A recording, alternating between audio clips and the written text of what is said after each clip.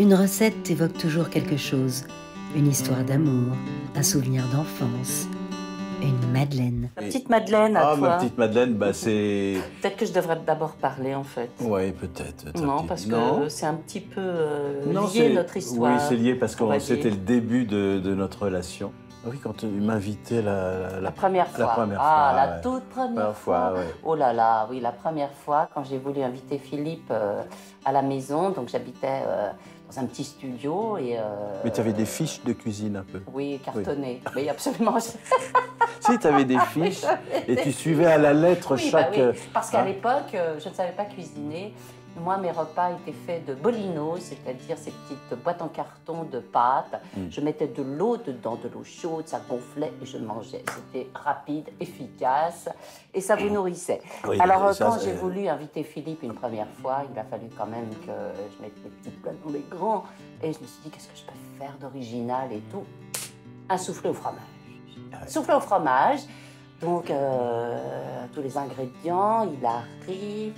Ça sent bon, non? Elle m'avait dit que c'était un soufflé parce que par rapport à l'odeur, je lui demandais ce que c'était. C'était pas un gratin, non, c'était un soufflé. Et je savais que le soufflé, c'est une recette qui n'est pas facile à faire et ça demande un timing, il faut que ça monte, ça peut redescendre. Mais c'est vrai que c'était à l'époque où je travaillais en studio et il y avait un tennis à proximité. Et le midi, je me passais de manger, je mangeais juste une pomme pour pouvoir avoir le plaisir de taper dans la petite balle jaune. Et donc, effectivement, le soir, le plaisir de bouffer. Il y avait le soufflé, mais j'allais acheter une entrecôte en douce. Et je lui dis, bah, si on complétait avec une entrecôte. Et là, c'était formidable. Donc, on passait des soirées magnifiques, magnifiques autour d'un soufflé et d'une entrecôte. Alors, Véronique et Philippe, je vais vous faire humer votre madeleine. Oh. Philippe. Oui. Je pense que c'est pas la peine que tu sentes.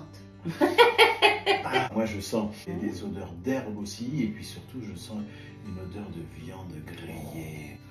Oh, mais je vais te manger. Oh là là là. Oh là, il est un peu retombé. Ah ouais, non, non, c'est une merveille. Là, c'est magnifique. Oh, bravo. Magnifique. Oh, oui, ça me fait plaisir. Ils t'ont soufflé des goulines, ma chérie, c'est formidable. Tu me feras goûter. Ah non, mais... Quel souvenir. Regardez. La viande est magnifique. Et puis on sent que c'est maturé.